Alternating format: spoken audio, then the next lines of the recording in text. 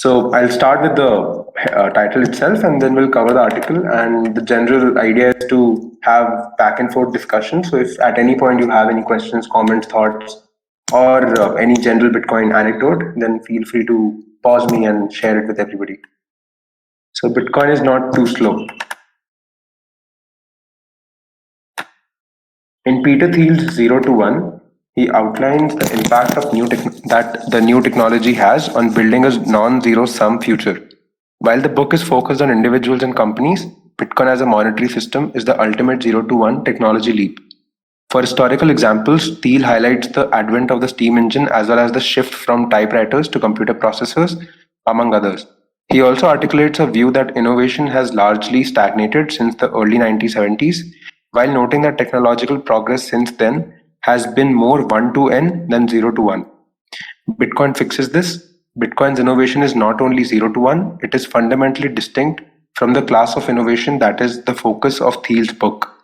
Bitcoin is a monetary protocol built on digital scarcity, the impact of which will be far broader than steam engines and computer processors. So I have read Zero to One, just sharing my personal experience with it. I think I read it way back in first year of my college, at least 5 or 6 years ago. And I remember it did have an impact on me because I think a lot of the times, especially in India, we have a tendency to get caught up in the specific templates that we are given as options to think and to choose our careers from, and it really makes us have a myopic view. And that book definitely helped me have a much open and broad view about technology, about human society. And I also remember that at that point I did question that so 5 years ago internet was pretty much the same as it is now. There's not a huge difference, at least. So I remember that internet had already come to a point where I was questioning that what is the next uh, paradigm shift in technology. And I was stupid enough to go down the AI hype road. I was really into Ray Kurzweil. I was not stupid. I think I will say that AI does have a lot of breakthroughs in innovation. And I went down the Ray Kurzweil rabbit hole, and I read about how humans biologically are also going to shift. I genuinely wish I had discovered Bitcoin at that point, because I think I was primed for Bitcoin because of that book. Was not smart enough or lucky enough to find good Bitcoin resources at that point. But yeah, I think this paragraph covers a lot of. I am speaking for the Bitcoin community, but a lot of an example of how a lot of people into Bitcoin discover that on the first impression or the first view at Bitcoin, nobody is able to generally capture the gravity of the invention itself. So this statement is actually pretty powerful. Bitcoin is a monetary protocol built on digital scarcity, the impact of which will be far broader than steam engines and computer processors. So steam engines led the industrial revolution, computer processors led the information revolution. So this is, in the last 500 years, the biggest revolutions of human society. And this book, and I think in general people who understand Bitcoin and spend time and energy into it, realize that come to the same outcome, that this invention is more profound and much bigger than the inventions that have got us to the modern life. But yeah, that was my musing. So if somebody has any comments, please feel free to share.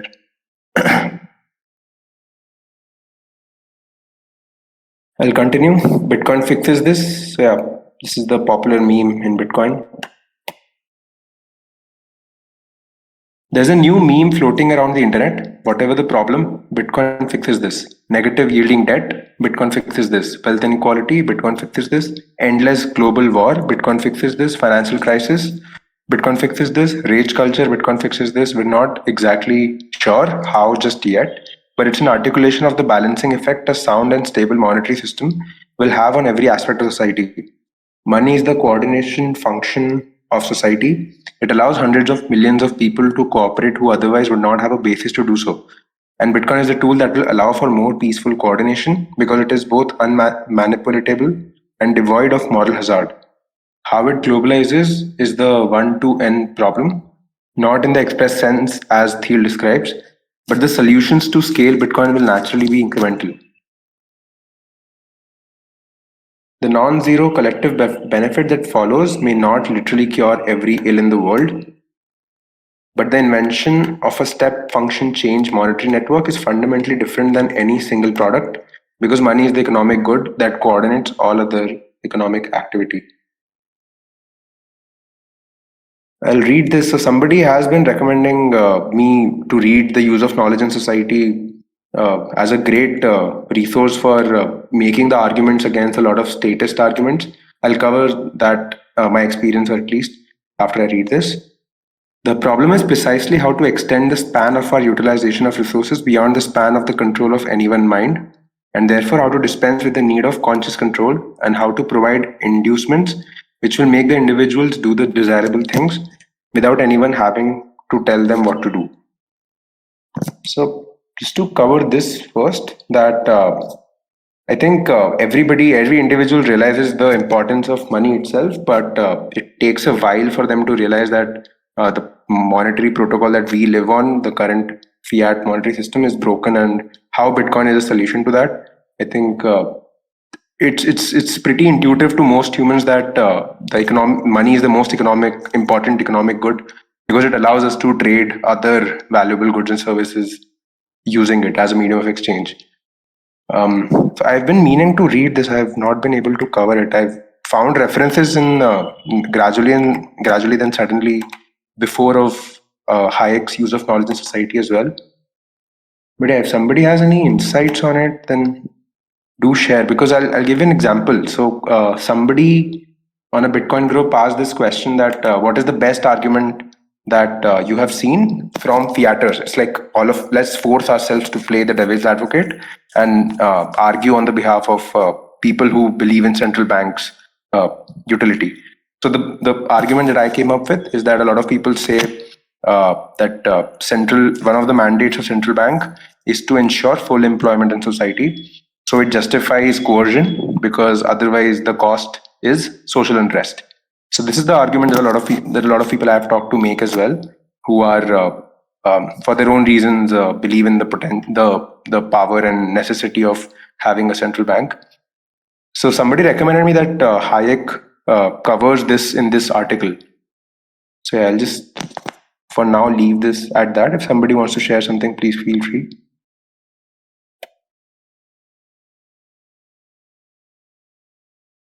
Hayek writes about the invention of money and the price mechanism as the tool that allows society to dispense with the need of conscious control.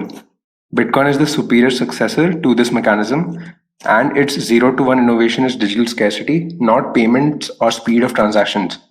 While Bitcoin's property of scarcity still needs further stress testing, it is a profound achievement and what makes Bitcoin unique. Never before Bitcoin has any asset, let alone never before Bitcoin has any asset, let alone a digital one, been finitely scarce.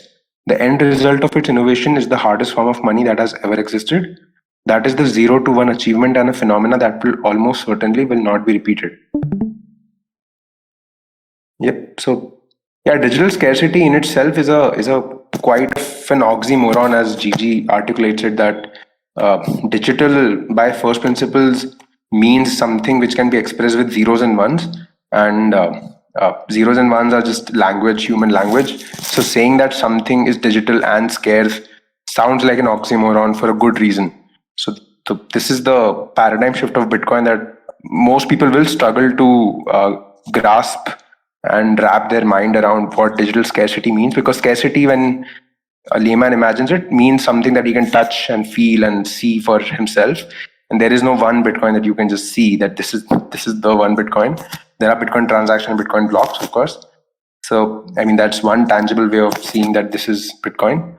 But yeah, so I think the innovation is digital scarcity, and fundamentally, once you do it, there is no competition to it, because once you have a digital scarce good, uh, you cannot have another competing digital scarce good, because uh, I mean, it goes into the technical reason, according to me, of how proof of work network can only survive when there's hash power in one network. If we have two competing proof of work networks, then we are wasting resources in creating a barter of money. So this is my argument for why digital scarcity cannot be repeated. Hmm. So yeah, so this is the graph that talks about the 0 to 1 invention of Bitcoin and the globalization, which is like the scaling of Bitcoin, which will be 1 to n, and that is the layer of building on top of Bitcoin.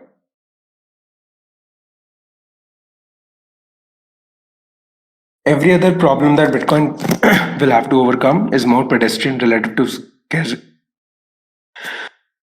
sorry, relative to scarcity. Digital payments, the idea that human ingenuity can create digital scarcity, but that we cannot layer on payments technology, does not logically follow. Payments technology is just one of the many one-to-one innovations that will be built on top of Bitcoin to globalize its adoption.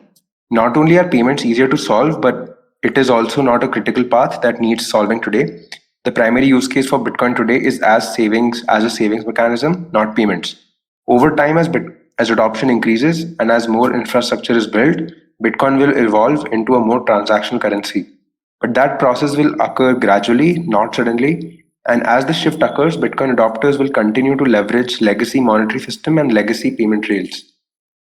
So this is an important point, I think, because I think we have discussed this at least a few times at Bitshala as well, that we've had arguments for which is the biggest problem that Bitcoin is solving, and it is solving the problems of uh, so there are multiple ways to articulate it. One is that it is solving the problem of central banking.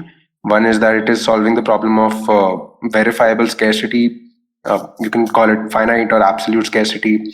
And one is that it is solving the problem of censorship resistant money. So there are different ways to articulate, I think, the same thing, that digital payments is definitely the most boring aspect of Bitcoin, because uh, uh, digital payments have existed before Bitcoin, and there are, if convenience is your value, then there are better alternatives than Bitcoin to use digital payments. But the problem that Bitcoin solves is that is not related to payments. It's the problem of store of value, that any individual can now store their value without having to trust and take permission from any other individual or institution. I But yeah, think I think. this passage is so relevant in today's time because if you go to Bitcoin Twitter or any social network platform where Bitcoiners network with each other, you see so much of hue and cry about scaling Bitcoin, scaling Bitcoin, scaling Bitcoin, and Right. this hardly these are like 12 lines, and they so wonderfully articulate how it's a gradual process. It doesn't happen overnight. Bitcoin has just been there for like 15 years barely, right? And such innovations, such revolutionary innovations generally have a longer time span for them to deliver fruits. And in just 15 years, people are beating trumpets about how Bitcoin is not a medium of exchange, or how Bitcoin does not scale. I think scaling comes with time. It comes with adoption. And the primary problem that Bitcoin is solving at this point in time is, I believe, a store of value. There are very few places in the world where I see Bitcoin being used as a medium of exchange. It's more or less a store of value, an avenue for you to preserve your purchasing power in most countries across the world. So I think scaling is a debate that is, I'm not saying irrelevant, but it's too overhyped. Hmm. Yep. Yep. Makes sense. And I think also that there's already a free market for scaling technologies, because, like this graph puts it, that the technology of Bitcoin is 0 to 1 step, which is store of value, and everything else is something that we build on top of Bitcoin, which includes the Lightning Network, Liquid, Xiaomi eCash mints, and all sorts of custodial solutions as well. So there are some trade-offs in some custody solutions. There is something called Liquid, which is a custodial solution as well, but there are some trade-offs and checks in terms of how it's not literally same as holding your money on banks. So this is the globalization layer of Bitcoin, which is the second most interesting thing happening in Bitcoin, because the biggest invention is already the wheel is already invented, and I think over time we're already seeing competing methods to scale Bitcoin. So human ingenuity can solve those problems when it becomes so pressing that Bitcoin needs it, or otherwise it's not usable as store of value. Currently, there are enough individuals using as store of value for it to not be a priority for us to solve the payments rail problem. Yep. Guys, if there's any other thoughts, please feel free to share. I'll continue from here. Not a payments rail. The Bitcoin blockchain will never be a layer for mass payments, but there is a considerable amount of debate on this topic. Many hold the view that for Bitcoin to be successful, it needs to be a one stop shop, combining the roles of currency issuer, settlement layer, and payment rails. While Bitcoin fulfills the first two functions beautifully, currency issuer plus settlement layer, it is categorically not a payments rail. Both for reasons of speed and scale, Bitcoin fails the payments test. The good news, we don't need the Bitcoin network to be a payments rail. Much of the confusion in the philosophical rather than technical debate stems from the opening salvo of the Bitcoin white paper, a peer to peer electronic cash system. Peer to peer has been interpreted by some to imply that Bitcoin needs to be able to handle every last transaction in the world between two peers. Separately, others believe that if Bitcoin transactions cannot occur at the scale or speed of Visa or MasterCard, it is structurally flawed. Essentially, according to skeptics, if Bitcoin cannot meet both of these standards, it failed on its promise. Thankfully, it does not. For additional background, Bitcoin blocks are solved every 10 minutes on average. However, Bitcoin blocks are not solved precisely every 10 minutes on a fixed schedule. The next block may be solved in 1 minute or 20 minutes, 30 seconds or 36 minutes. The network adjusts such that blocks are solved on average every 10 minutes. How could a merchant or transaction processor live in a world either this slow or unpredictable? Separately, Bitcoin blocks have a limited amount of space. Separately, Bitcoin blocks have a limited amount of space to include transactions. While there is not a fixed transaction capacity in Bitcoin by count, each Bitcoin transaction consumes a limited amount of block space. As a function of limited capacity, blocks include approximately 2,700 transactions on average, with 10-minute average block intervals, 6 blocks per hour, 24 hours per day, 365 days per year. That equates to a network capacity of approximately 145 million transactions per year, which is the equivalent of approximately 4.6 transactions per second. Visa, on the other hand, processes 124 billion transactions per year at a rate of 4,000 transactions per second.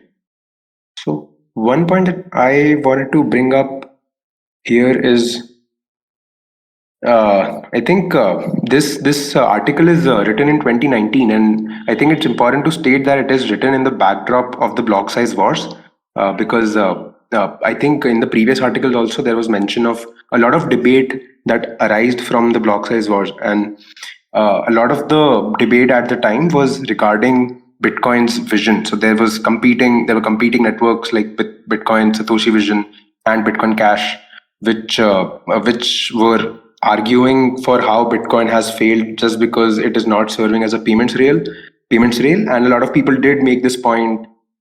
From what I gather, that Bitcoin's white paper is a peer-to-peer electronic cash system, and currently it's not being able to be used as cash by a lot of people. So this article, even though it was written during the block size wars, it sets a good precedent for why the block size wars did settle at Bitcoin. So there's a reason that history has empirically now shown that Bitcoin is the network that the majority of the market has come to consensus on. While that might not be always a good metric, that what the market comes to consensus on is what Bitcoin is. But BSV and Bitcoin Cash have failed drastically. And it goes on to show that as soon as you introduce a centralizing factor to Bitcoin, Bitcoin loses its number one value proposition, which is censorship resistance and decentralization. So compromising those values at the cost of making it a payments rail is not a solution. So thankfully, we have exploration of solutions like the Lightning Network and potentially other solutions. But yeah, so Bitcoin, even if Lightning Network is not scalable for every individual to use it in a self-custodial manner, I think it still allows for competing Lightning banks, which by which I mean that you do not need to be regulated in any jurisdiction. You can spin up a Lightning node relatively easier as a business and easily as a business. So you could have 50,000 or 5 million banks in the world using Lightning to settle transactions between them. So this is just my opinion. I'm not saying that this is the solution or this is the world. This is where we are heading as an economy. But it goes on to show that there are better alternatives than scaling Bitcoin on the base layer as a payments rail. which BSV and Bcash attempted.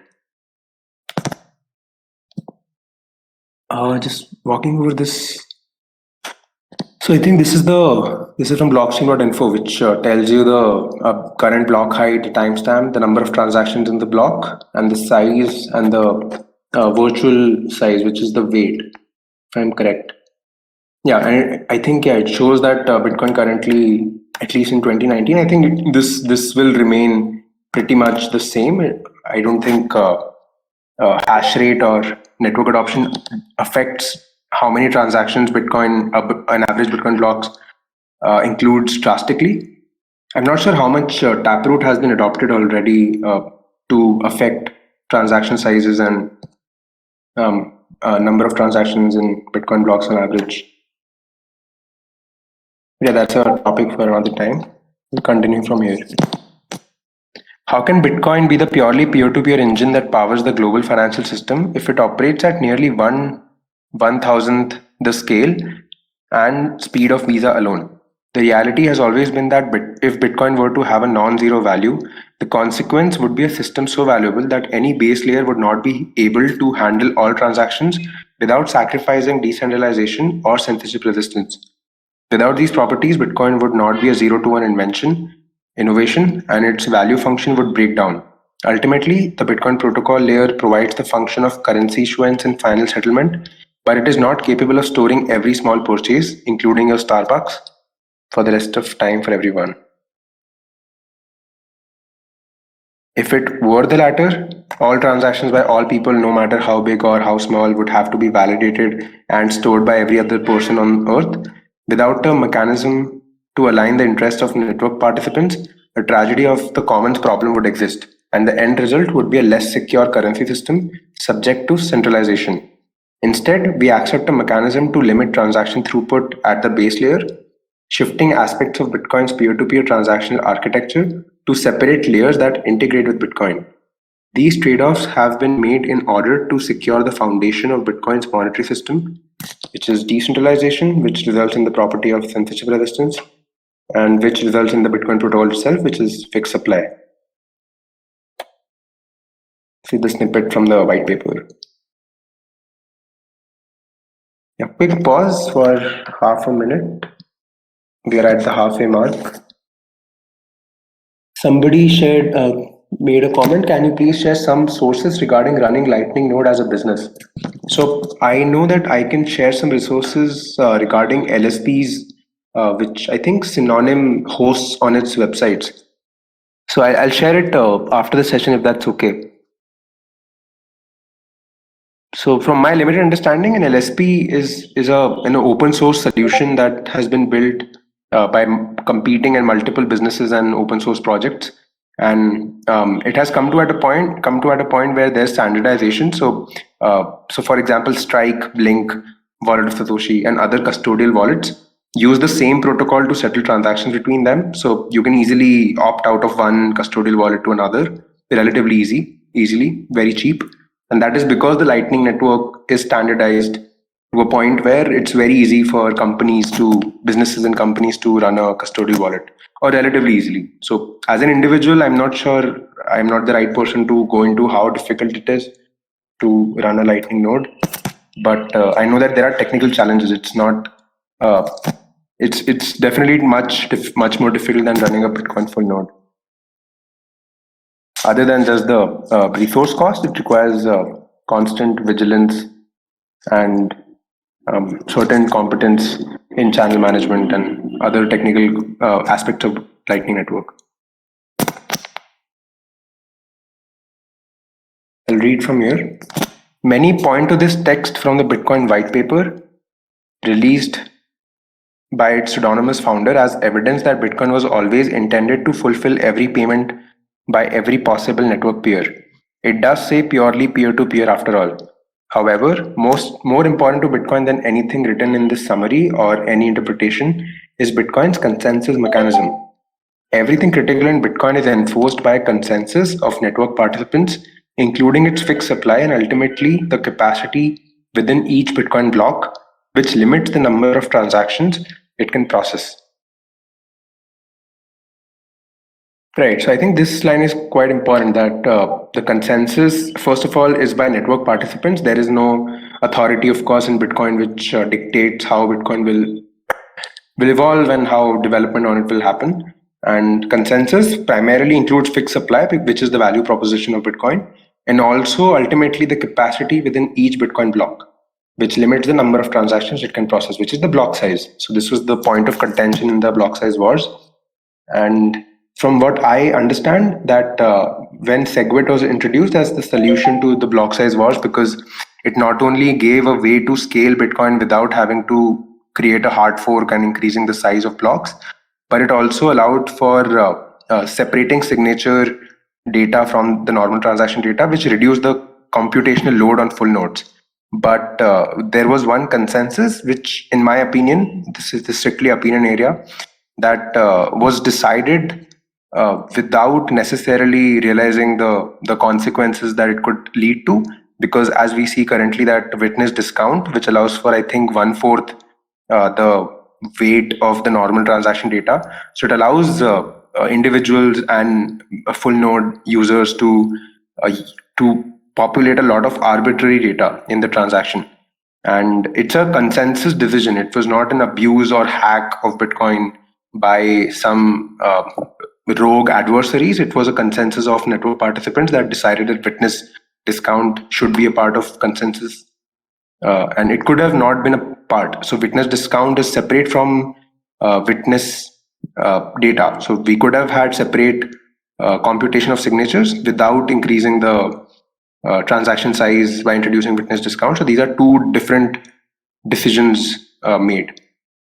Yeah, and it resulted in some things that were probably not anticipated at the time. But yeah, so these are a little technical conversations that I could miss out on some nuance with. This is the fundamental difference between Bitcoin and the legacy financial system: monetary policy by consensus rather than by fiat. Bitcoin's founder created a system that ultimately removed critical decisions from any central authority, instead deferring to the wisdom of market consensus. It is a system that is flexible enough to be adapted, but rigid enough that any material change is very difficult. As a consequence, network peers have to decide on a decentralized basis how best to scale Bitcoin. It is through this consensus mechanism that Bitcoin dispenses of the need for conscious control. Right. I think this paragraph highlights that Bitcoin, so there's a lot of, there's some narrative in general in Bitcoin that Bitcoin is a living organism and it is evolving on its own. But I think this paragraph highlights that after all, any change in Bitcoin is done by a human reviewing code and going through the process of discussions and debate on what Bitcoin should be, what is the consensus for what Bitcoin is. And yeah, while that is not an easy decision and there's no strict process to understand how changes are made to Bitcoin, the wider rule of thumb is that it is left to the wisdom of market consensus. But I think history has told us that any change needs overwhelming consensus. I think this is one term, quote unquote, overwhelming consensus that I see in a lot of Bitcoin text. Even in technical discussions, I see that until there is overwhelming consensus to change something about Bitcoin, Bitcoin at its base layer will never see any changes.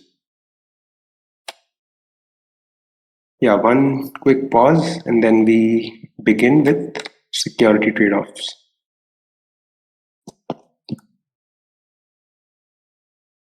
I'll just quickly check. So hi Bala and hi X guy.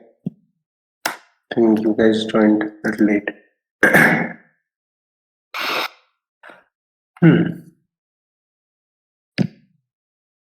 We'll continue with security trade-offs. Everything comes with trade-offs. In Bitcoin, there are two holy grails: a fixed 21 million supply and preventing the currency from being spent multiple times, the double spend problem. The value of Bitcoin is derived from its ability to secure both of these functions on a decentralized, trustless basis, and both are inextricably linked to Bitcoin's fixed network capacity. Think of the capacity within each Bitcoin block as valuable digital real estate. Yeah, so this points out that Bitcoin's consensus is not only on fixed supply and the double spend problem, but also on the size of the block itself, which is the network capacity.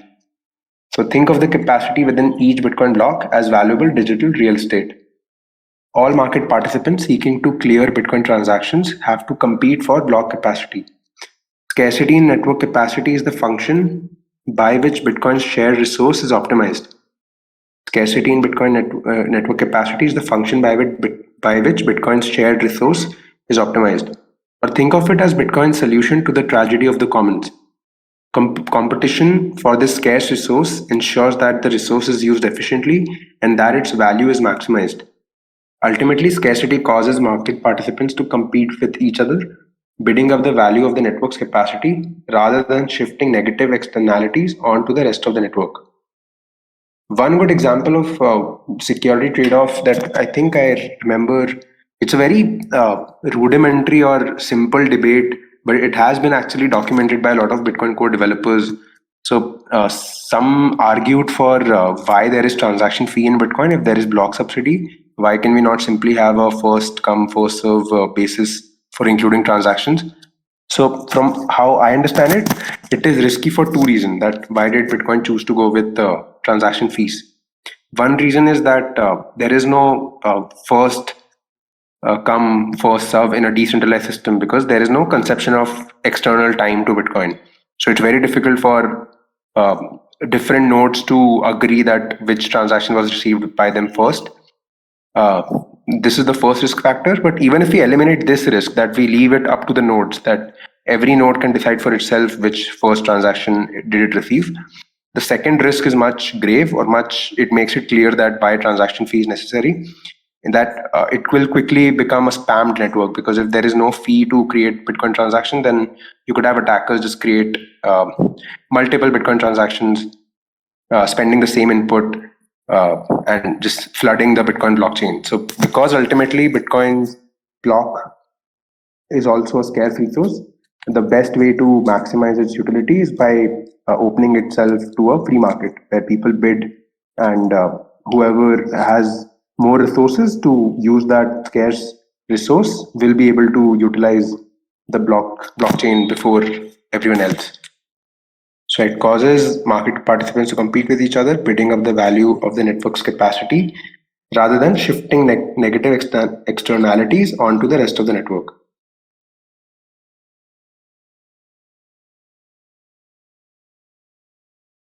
In Bitcoin's free market, the highest value and most profitable transactions are prioritized. Without scarcity in Bitcoin's free market, the highest value and most profitable transactions are prioritized. Without scarcity in transaction capacity, this value function would break down. It is less important that we optimize for transaction capacity and more critical that scarcity exists. No one really knows the optimal amount of transaction capacity at any point in time, partly because demand is ever changing and also because it is generally growing over time. The critical piece is that capacity is known and scarce, which allows market participants to plan and ultimately to compete. The commons is never depleted. Instead, participants compete and innovate to figure out how best to utilize a scarce asset. Scarcity ensures that the commons is not abused and creates a predictable rate of growth in the overall size of Bitcoin's blockchain, which ultimately protects and promotes decentralization. Right. So I think one point that I've thought about and read is that one good reason that 1 MB block size uh, was never increased by a hard fork, it was increased to 4 MB through SegWit and the witness discount, is that once you do it, it sets a precedent that it is possible to do it in Bitcoin. And since a hard fork is the most contentious change in Bitcoin, then it will set a precedent where people will open themselves up to conversations about hard forks in future. And because advancements in computer science are so hard to predict, then there will be multiple people trying to articulate and explain why Bitcoin needs another hard fork to increase the block size. So I think for better or for worse, 1 MB was the. So I know that there is a lot of debate. This goes back to the block size wars, that I have not gone too deep into, but I understand that there's a lot of controversy around Satoshi choosing to go with 1 MB, and some people arguing that it was Satoshi's plan to only temporarily have the size as 1 MB. Some people say that that's also, I mean, there's a lot of controversy around it that I wouldn't go into right now, but it's a good framework to think that it's important to treat the block size as a scarce resource itself and let the free market evaluate how to best use that. And currently 15 years Bitcoin has been able to successfully secure a lot of transactions and still be useful to enough individuals that block size increases is just out of contention now, especially after the block size wars, because it just solidified that this is not the solution to scale Bitcoin. But yeah, I'm going into very dangerous territories tonight, so I hope please do take it with a grain of salt. I'm I not was saying. about to say that. Sorry? I was about to say that. Yeah, I'm sorry. So please do take this with a grain of But this salt. is the right platform. If you do want to go into those territories, then probably it's better that you go into those territories here and not elsewhere. Right. Right. Yeah. So yeah, it's definitely worth researching Bala into. wants to say something about the dangerous territory. It seems he's unmuted himself. I was about to say, like, there is unlikely to ever be a hard fork in Bitcoin because, like, two hard forks have already failed. So I don't see any other hard forks in the horizon. Right. Like, yeah, unless if it is a hard fork for the Unix timestamp bug. Other than that, I don't see any other hard forks. Hmm. Right. Which are the two attempts? Be Bitcoin Cash and SV. No, And SV is a fork of BCH. and there was one more thing called Bitcoin Satoshi, XP, I think. and there was one more thing called Satoshi's Gold, I think so. That was also created in 2017. It was a fork and it died. Bitcoin Gold, I think it's Bitcoin Gold. Yeah, I think Bitcoin Gold is another hard fork. Yeah, right. Bitcoin Gold. So it died like I mean, instantly. BCH is still hanging around somewhere. Actually, I think there is one more, like during the first halving, right? A miner tried to add subsidy 50 BTC into his, and then it was of course rejected. I think I've heard of that. Is it the story that overnight miners had to get in touch because there was some bug that allowed a miner to reward No, that himself? was the inflation bug. That was the inflation Okay. bug. Yeah. Okay. Yeah, that was the inflation bug, and quickly they got together and And that was not 50 Bitcoin. That was a lot more. Lot more. yeah. Right. Yeah, this graph shows the total size of all block headers and transactions, not including database indexes. So this is how the Bitcoin's blockchain has increased in size. Yeah, this article was written in 2019, so it's gone up much more than I think this rate. The slope of this line has changed a bit in my understanding. So we can try to cover this if we have time at the end of the session. That how does the current size of the uh, Bitcoin blockchain and transactions look? As discussed in a prior edition, miners secure the Bitcoin network by devoting real world energy resources to run cryptographic hashing functions and to solve Bitcoin blocks. By solving blocks, miners validate history and clear current transactions, which are then checked and validated by the rest of the network. In return, miners are paid in Bitcoin, devote resources to secure the network, and get paid in network's native currency, Bitcoin. The actual compensation paid to miners comes in two forms: newly issued Bitcoin and transaction fees. In order to devote resources today to secure the network, miners have to reliably expect that aggregate compensation will hold its value into the future. Approximately every 4 years, the newly issued Bitcoin is paid to miners. Paid to miner gets cut in half, the Bitcoin halving. Today, with each block, 12.5 new Bitcoin are issued. So yeah, this is already two halvings before. So we have seen in the last month. So I think I can't remember the last halving. Does somebody know when did it occur? Before 2024? Was it 2020? It occurs every 4 years. Yes, 2020. Yes, I can't remember the exact month, but yeah, that cut the Bitcoin supply into 6.25, and now on 20th April around 5 a.m. IST, it was cut to 3.125. In approximately 8 months, when the next halving event occurs, the amount will be reduced to 6.25 new Bitcoin per block. Approximately 4 years after that, 3.125 new Bitcoin per block will be issued. This process will continue until we reach the smallest unit of Bitcoin, which is 100 millionth, and thereafter no new Bitcoin will be issued. This is the issuance function that governs Bitcoin's fixed supply. And as a derivative function, it also shifts the compensation to secure the network from mostly new Bitcoin today to ultimately a system relying completely on transaction fees. Right. So Bitcoin's block subsidy is to bootstrap a 140-year network, because the ultimately the Bitcoin system will rely on transaction fees after 2140. So this is the famous chart of Bitcoin supply schedule. So yeah, this is the halving that occurs every 4 months, and this is not exactly a logarithmic curve in my understanding, but for somebody just to visualize or conceptualize, it will eventually flatten out and come to zero, and after that Bitcoin, there will be no new Bitcoin mined. And I think, yeah, sorry, this is the supply getting cut in half every 4 years. So yeah, 2020 it halved, and 2084 recently it halved again. Yep. And this is the percentage monetary inflation. I think there is an estimate that that Bitcoin's inflation rate has gone below gold's inflation rate. So Bitcoin by that metric has also become the hardest money. I don't think that's a good metric to just see the inflation rate, because ultimately the value of money comes in the total units in supply and not just the per year inflation rate.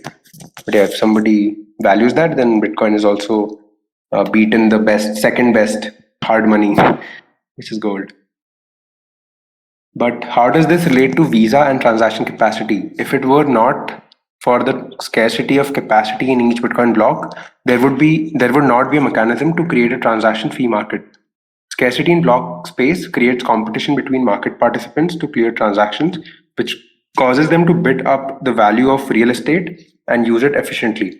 Without a fee market, the only mechanism to pay miners to secure the network would be to alter Bitcoin's fixed monetary supply and to increase supply. But recall that scarcity in Bitcoin's fixed supply is the basis of its store of value property, which is where the rubber meets the road. By creating scarcity in network capacity, we also ensure the integrity of Bitcoin's fixed supply, which makes the whole value cycle function. Working within this reality, scarcity is a far more important property than either the speed or ultimate capacity of transaction throughput. Right. It reiterates the same point that we have discussed, that the fixed network capacity, which is the block size, reinforces the limited transaction capacity. So there's only so many transactions that can get in the next Bitcoin block, which creates the fee market. And yeah, it's the fee market that Bitcoin is eventually going to rely on to ensure that there is hash rate security in the network. So, and we need that for the fixed supply of Bitcoin, which is the Bitcoin protocol itself.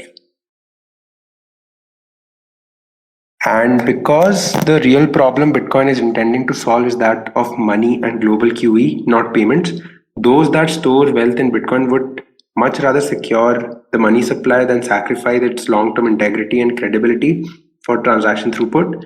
In short, the future of Bitcoin is far more secure in a world where all market participants can depend on it having a reliable, fixed, and scarce supply while accepting lower transaction throughput or speed as trade offs. What good is high transaction throughput and faster speeds if the fundamental value of the underlying currency is at risk? The existing financial system has already made the opposite trade off for us: high transaction throughput and fast transactions by way of centralization. Bitcoin is not competing with Visa for supremacy in global payments. Instead, Bitcoin is competing with the dollar, euro, yen, and gold as money. And any comparison to Visa, its transaction volume or transaction speed is fundamentally flawed. Bitcoin fulfills the role of currency issuer and final settlement. As a result, the proper comparison would be between Bitcoin and the Fed as currency issuer and as a clearing mechanism. No one makes the mistake of confusing the functions of Visa for that of the New York Fed, but for some reason the comparison is often made between Visa and Bitcoin.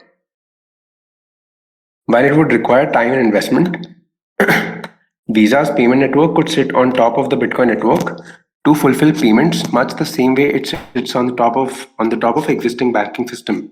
Rather than clearing the currency through a central bank, final settlement of transactions would clear through the Bitcoin network. In the existing architecture, the payments layer, Visa, and the settlement layer, banking network or central banks, are separate and distinct. The principal problem Bitcoin intends to solve has little to do with the former, but instead with the mechanism by which currency is issued and cleared. Think the Fed and QE. Visa helps move dollars, but Visa is not the dollar. It is a technology company that provides a service. It has 17,000 employees. Bitcoin has none. So yeah, this is the fiat monetary system in one picture. I believe that so Visa is the payments layer on top of the settlement layer, which is the central bank, and the central bank is the issuer bank. And I believe this is the payments between the issuer bank and the merchant banks, which are the commercial banks. And these are the payments layer for merchant to be able to move dollars over this layer, which are created by the central bank. So yeah, our goal is to not have history repeated again. So any trade-offs that come at the cost of Bitcoin's core value proposition will eventually not be taken seriously. Whether credit or debit, Visa is an inherently trust-based credit system.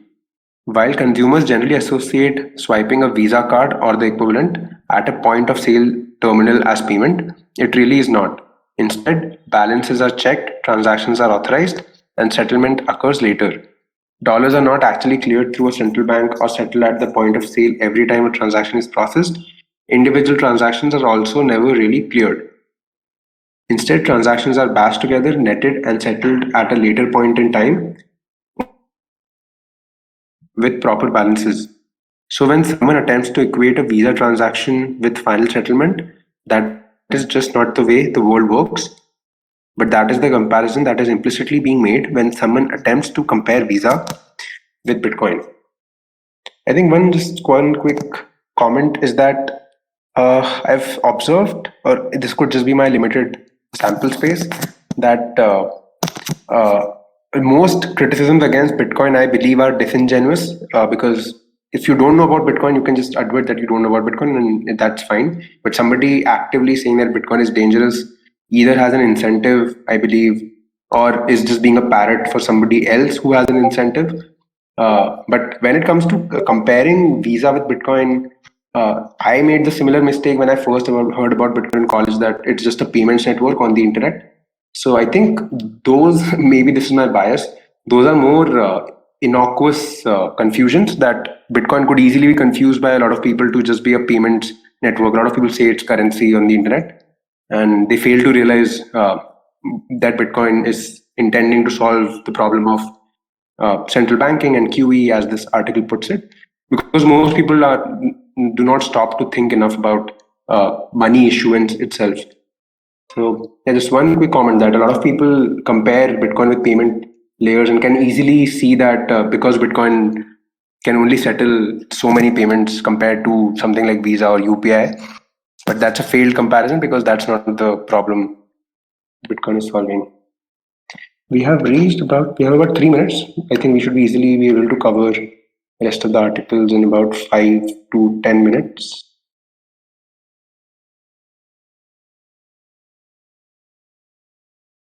Yeah, so this is the comparison that people need to make more and more. Bitcoin versus the Federal Reserve. When compared against its real competition, the Fed, ECB, BOJ, etc., Bitcoin begins to look like a Ferrari. Final global settlement, approximately every 10 minutes, 24 hours a day, 7 days a week, 365 days a year, on a permissionless basis. Compare this to the existing permissioned financial system, which is subject to multiple layers of bank and central bank intermediaries and only open during business hours. This is the great misnomer that exists within Bitcoin. Those that believe Bitcoin to be too slow or lacking in network capacity are comparing Bitcoin to the wrong application. We could set up a network of banks on top of the Bitcoin network and the payment system could function as it does today. Yep. The pushback on this point is the risk of centralization. If Bitcoin were to just sit in centralized banks, it would increase the possibility that the Bitcoin network could be co-opted and undermined by a network of banks and central banks, whether to force changes to network consensus rules or to censor end users. Ultimately, this was gold's failure as a monetary medium.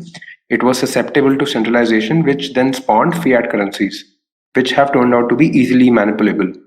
While this is unlikely and hopefully not how Bitcoin scales, money and payment technology are distinct problems.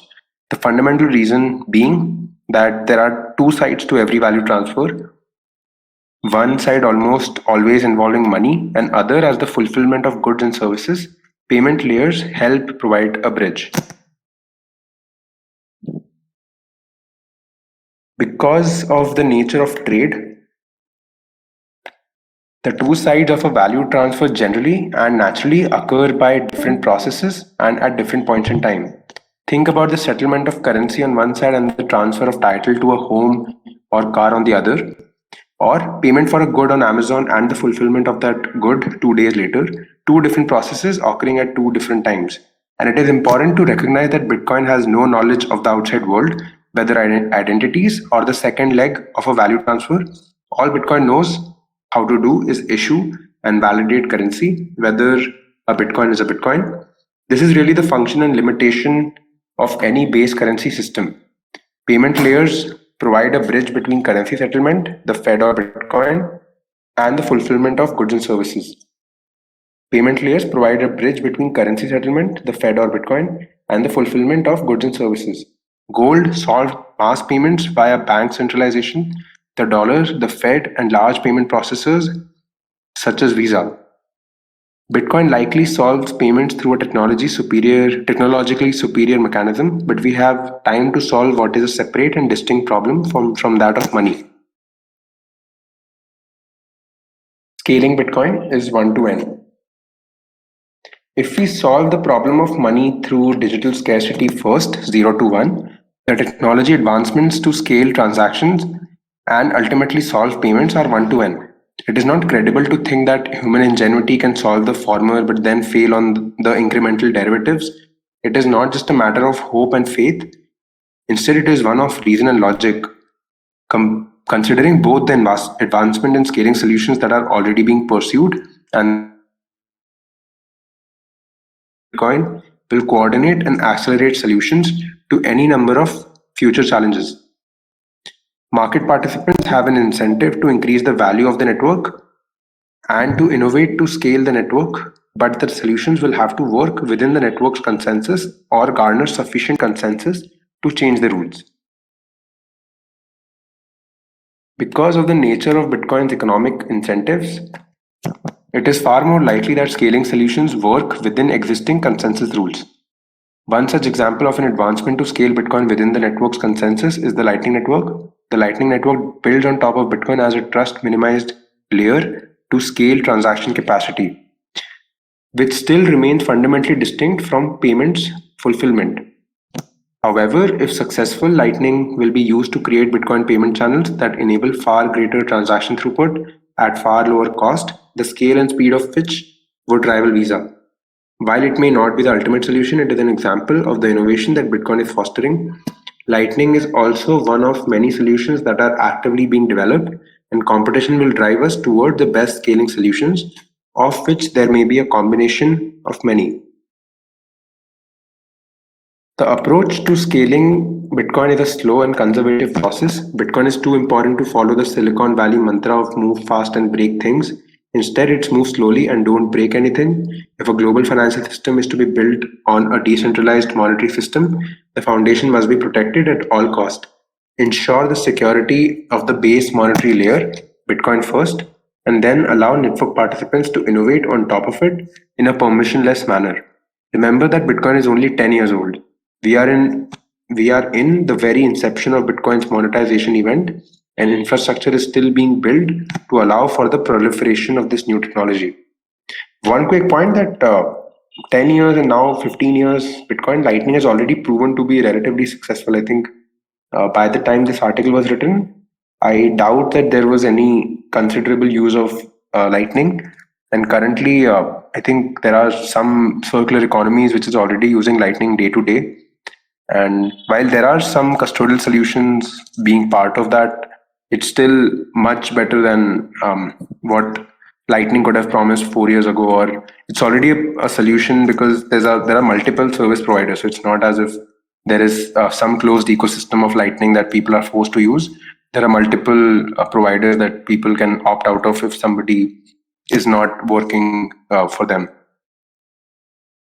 But why mass payments today line of thinking, especially when considering that Bitcoin in its clearing function is already faster and more reliable than comparable mechanisms for final settlement of dollars, euros, yen, or gold. Then, when understanding that the fundamental use case for Bitcoin today is as a long term savings mechanism, not to fulfill payments, it becomes clear that not only is the problem misdiagnosed, but also that the desired solutions can wait. We will need the ability to fulfill payments in the future. We have time before we get there. In due time, we're going to have our cake and eat it too. I think this article was, in my opinion, opinionated and for a good reason because, like I said, it came in the backdrop of the block size war. So this was when Bitcoin's consensus itself was put into question. So just one final comment that I know that I have expressed a lot of opinions in a very sensitive and debatable and controversial subject, which was the block size wars, and I have not done the research in depth to be able to make any strong opinions or arguments. But I still believe it was important for me to highlight that the backdrop for this article is important, and that makes it more impactful, in my opinion. Yep. If someone has any closing comments, thoughts, or suggestions, let me know. None from my end. Yep.